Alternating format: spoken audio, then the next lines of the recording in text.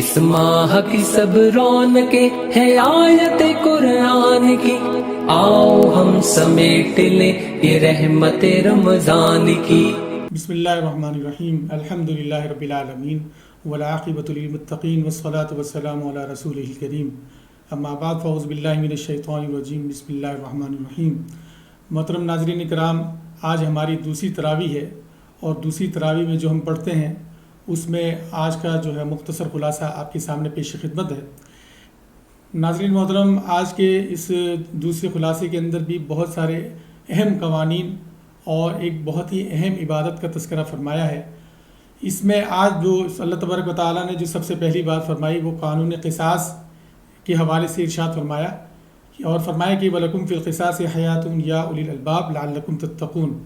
کہ اصل میں جو قانون ہے قصاص کا، کہ اگر کوئی شخص کسی کو قتل کرتا ہے تو اس قتل کرنے کے بدلے میں دوسرے شخص کو قتل کیا جاتا ہے، لیکن لوگوں نے اس قانون کو جو ہے پس پش ڈال دیا ہے۔ اللہ تبارک و تعالیٰ فرماتے ہیں کہ اگر تم اس قانون پر عمل کرو گے تو یہ دراصل تمہارے لیے زندگی ہے۔ ظاہر بات ہے، جب کسی قانون کا امپلیمنٹیشن ہوتا ہے، نفوذ ہوتا ہے، تو لازمی طور پر اس کا اثر دوسرے معاشرے کے دوسرے افراد پر ہوتا ہے، تو لہٰذا اللہ تبارک و تعالیٰ نے یہاں پر قانون قصاص فرمایا ہے۔ اسی طریقے سے عبادات میں جو روزہ سب سے اہم عبادت ہے، اور آج کل رمضان کا مہینہ ہے، ہم اس میں روزے رکھتے ہیں، تو اللہ تبارک و تعالیٰ نے اس کی فرضیت کے بارے میں فرمایا کہ یا ایھا الذین آمنوا کتب علیکم الصیام کما کتب علی الذین من قبلکم لعلکم تتقون، اے ایمان والو تم پر روزے فرض قرار دیے گئے ہیں جیسا کہ تم سے پہلی امتوں پر فرض قرار دیے گئے تھے تاکہ تم متقی اور پرہیزگار بن جاؤ۔ اسی طریقے سے تیسری چیز جو ہے وہ اللہ تبارک و تعالیٰ نے ارشاد فرمائی قرآن کے حوالے سے، کہ رمضان کی جو دراصل جو اہمیت ہے وہ قرآن کی وجہ سے ہے۔ اگر قرآن رمضان میں نازل نہ ہوتا تو رمضان کے مہینے کی اتنی زیادہ اہمیت نہیں ہوتی، لیکن اس کی اہمیت جو ہے وہ قرآن کی وجہ سے جو ہے وہ بڑھ گئی۔ تو فرمایا کہ شہر رمضان الذی انزل فیہ القرآن، کہ رمضان کا مہینہ وہ مہینہ ہے جس میں قرآن نازل کیا گیا، اور ھدی للناس وبینات من الھدی والفرقان، یہ لوگوں کے لیے جو ہے وہ ہدایت ہے اور واضح دلائل ہے ہدایت کے، اور یہ فرق کر دینے والی کتاب ہے۔ اسی طریقے سے اللہ تبارک و تعالیٰ نے یہاں پر جہاد کا حکم فرمایا ہے کہ وقاتلوہم حتی لا تکون فتنۃ ویکون الدین للہ، کہ قتال تو کرنا ہے لازمی طور پر۔ ظاہر بات ہے جہاں پر قتال نہیں ہوگا اللہ کے دین کو نافذ کرنے کے لیے، اللہ کے دین کو غالب کرنے کے لیے، تو وہاں پھر ہم جو ہے وہ اپنے دین کو اس طریقے سے رائج نہیں کر سکیں گے جب تک ہم اللہ کی راہ میں جہاد نہیں کریں گے، قتال نہیں کریں گے۔ اسی طریقے سے یہاں پر اللہ تبارک و تعالیٰ نے حج کا بیان ارشاد فرمایا ہے، اور حج کی فرضیت بیان فرمائی ہے کہ الحج اشہر معلومات فمن فرض فیہن الحج فلا رفث ولا فسوق ولا جدال فی الحج، کہ ایک تو یہ ہے کہ آپ پر حج فرض ہے جو صاحب استطاعت ہے، دوسری بات ہے کہ جو شخص حج کرتا ہے تو اس کے لیے رفث اور فسوق اور جدال،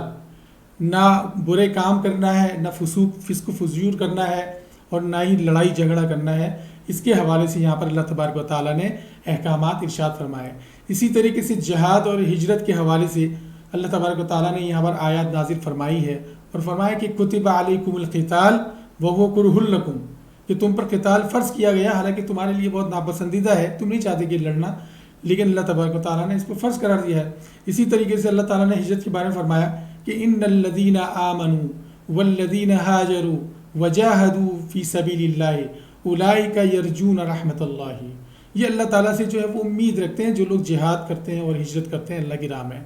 اسی طریقے سے یہاں پر اللہ تبارک و تعالیٰ نے شراب اور جوئے کے حوالے سے آیات نازل فرمائی کہ یسألونک عن الخمر والمیسر،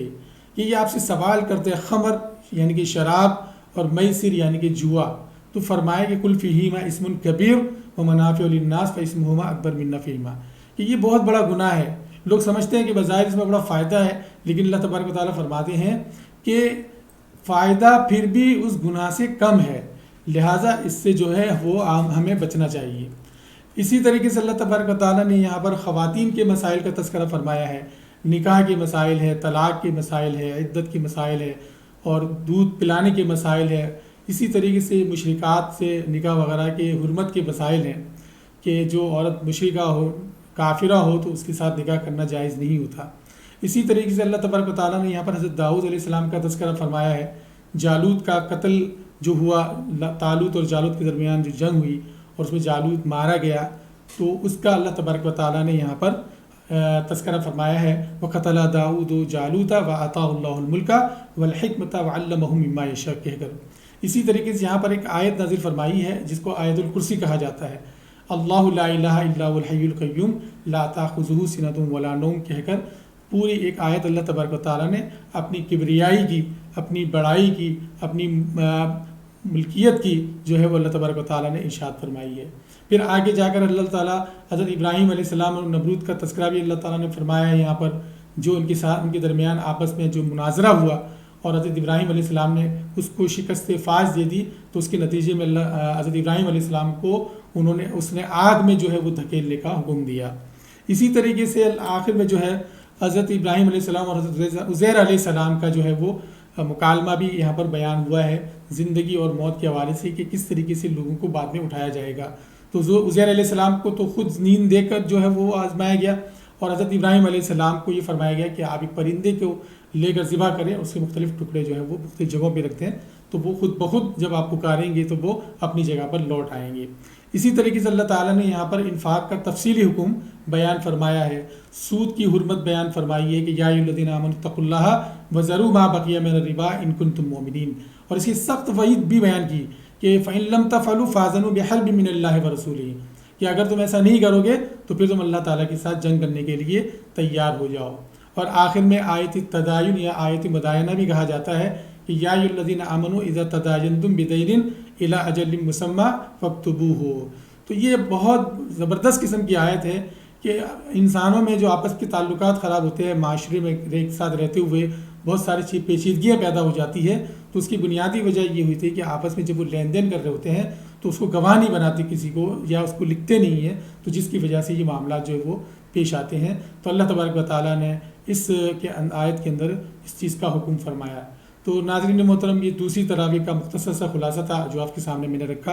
اللہ تبارک و تعالیٰ ہمیں اس کے اوپر عمل کرنے کی قوت اور توفیق عطا فرمائے۔ وآخر دعوانا الحمدللہ رب العالمین۔ چمک اٹھا ہے یہ جہاں ہے عصمت رحمان کی، آؤ ہم سمیٹ لیں یہ رحمت رمضان کی۔